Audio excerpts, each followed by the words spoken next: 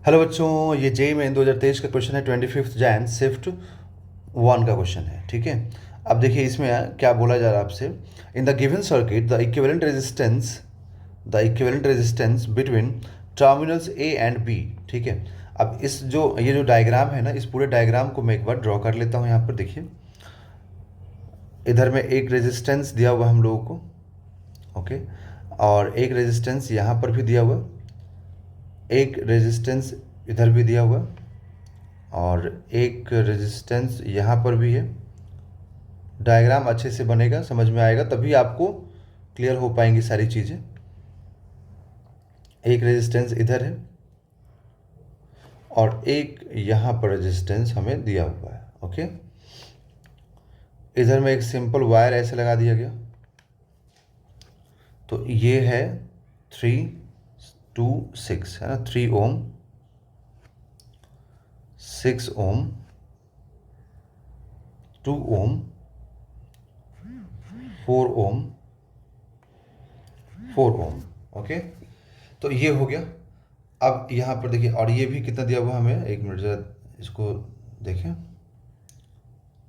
तो ये हमें एक यहाँ पर 2 ओम दिया हुआ है ना, 2 ओम, और यहाँ पर 2 ओम है, और ये भी 2 ओम दिया हुआ हमें। Okay, clear. तो अब यहाँ पर ना, अब हम ठीक से देखिए तो आपको समझ में आएगा कि इधर में एक सिंपल वायर लगाया गया है ना, और यहाँ पर भी एक सिंपल वायर लगाया गया। ठीक है, तो सिंपल वायर का क्या हुआ कि दोनों एंड जो है ना, मतलब जब सिंपल वायर ऐसे लगा रहेगा तो दोनों एंड का पोटेंशियल सेम हो जाता है। तो इसलिए अगर ये ए होगा तो ये भी ए होगा, है ना। और जब करंट पास करेगा तो उसको जब दिखेगा ना, मान लीजिए करंट यहाँ से एंटर किया तो करंट यहाँ पर दो पार्ट में डिवाइड हो गया। चलिए मान लेते हैं I2 हो गया और ये I1 हो गया। ओके, तो जब करंट यहाँ आएगा तो वो क्या देखेगा कि यहाँ पर भी एक सिंपल वायर है, तो देखेगा कि ये ए है तो ये भी ए है। तो करंट एकदम सिंपल वायर से जाना पसंद करेगा, उसको रेजिस्टेंस के थ्रू जाना पसंद नहीं है। तो वो करंट इधर से निकल जाएगा, इसमें करंट जाएगा ही नहीं। ठीक है, अब जब यहाँ आएगा तो देखेगा इधर रेजिस्टेंस है, तो वो करंट क्या होगा, इधर टर्न हो जाएगा I1, है ना, और यहाँ से ऐसे होते हुए इधर निकल जाएगा। ओके, ऐसे। तो इसका मतलब इसमें और इसमें भी करंट नहीं जाएगा, है ना।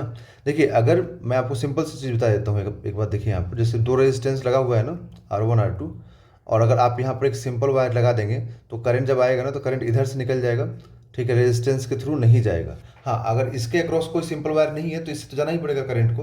बट अगर इसके अक्रॉस R1 के क्रॉस सिंपल वायर है, R1 के क्रॉस, तो फिर R1 से नहीं जाकर के सिंपल वायर से ही जाना पसंद करता है, क्योंकि करंट नहीं चाहता है कि मुझे कोई अपोज करे। ओके, तो इसीलिए क्या होगा कि यहाँ पर सिंपल वायर है तो करंट सारा इधर से निकल जाएगा, तो ये 2, ये 4 और ये 4 बेकार हो जाएगा। ओके, तो अगर हम इसको फिर से रीड्रॉ करें तो देखिए हमें कैसा डायग्राम मिलेगा।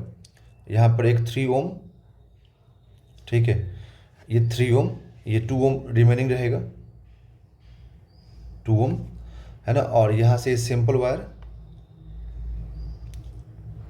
ओके, और फिर इधर से ये 2 ओम, ये वाला 2 ओम, और ये 6 ओम यहाँ पर, और इधर से सिंपल वायर ऐसे आया। ठीक है, तो अब ये 2 और ये 6, ये ए, ये बी।